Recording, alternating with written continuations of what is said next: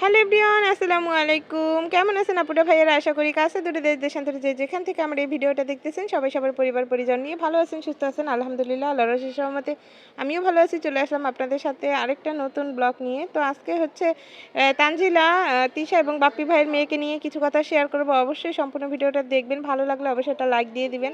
আর সবাই কিন্তু মাশাল্লাহ বলতে ভুলবেন না আমাদের বেবির জন্য। মাশাল্লাহ, নিউ ব্রন বেবি। আমার বাবাইটার জন্য সবাই দোয়া করবেন।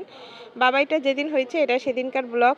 তো শুরু করা যাক। আসলে আমরা সবাই জানি যে বাপ্পি ভাই এবং তিশা আপুর মেয়ে তানজিলা হচ্ছে বর্তমানে প্রেগনেন্ট আছে। তার বাবু হওয়ার ডেট কিন্তু অলরেডি চলে এসেছে, আমরা জানি সবাই। কিন্তু তাদের ফ্যামিলি থেকে কিন্তু এখনও জানানো হয় না যে আসলে তানজিলার বেবি হয়েছে কিনা। কিন্তু ইউটিউবে অনেকগুলো ব্লগে দেখতেছি, অনেক আপুরা আর কি দিয়েছে যে তানজিলার নাকি বেবি হয়ে গেছে, ছেলে বেবি হয়েছে। তা আমার মতে তানজিলার হয়তো বা ছেলে বেবি হবে, কিন্তু বেবি এখনও হয় নাই। হইলে অবশ্যই আমরা তার নানাবাড়ি ফ্যামিলি, তারা কিন্তু তার মামারা, তার হচ্ছে মামিরা কিন্তু অলরেডি ব্লগ দিতেছে, প্রতিদিন ডেইলি ব্লগগুলো দিতেছে।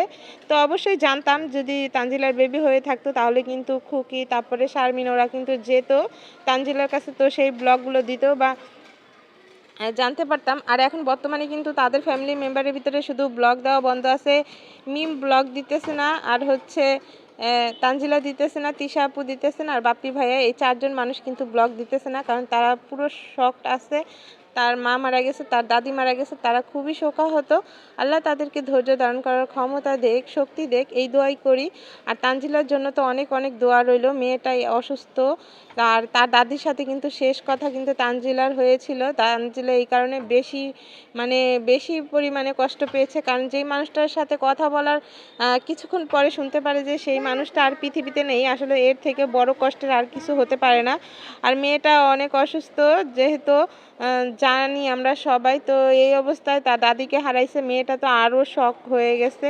মেয়েটার মনে অনেক কষ্ট। আসলে মেয়েটার জন্য অনেক দোয়া রইল, আল্লাহ তাকে ধৈর্য ধারণ করার ক্ষমতা দিক, এবং তার অনাগত সন্তানের জন্য অনেক অনেক দোয়া রইল। তারা দুইজন যেন সুস্থ থাকে, এই দোয়াই করি। সবাই দোয়া করবেন। আর তানজিলার যদি বেবি হয় অবশ্যই আমরা জানতে পারবো, অবশ্যই। কারণ আমরা কারোর মাধ্যমে না কারোর মাধ্যমে অবশ্যই জানতে পারবো। আর আমার মতে তানজিলার ছেলে হোক মেয়ে হোক সুস্থভাবে দুনিয়ায় আসুক, এই দোয়াই করি। আর সবাই কিন্তু আমার বাবাইটার জন্য দোয়া করবেন। আমার বাবাইটা এখন বর্তমানে একটু সিক আছে, তো ওর জন্য একটু দোয়া করবেন সবাই।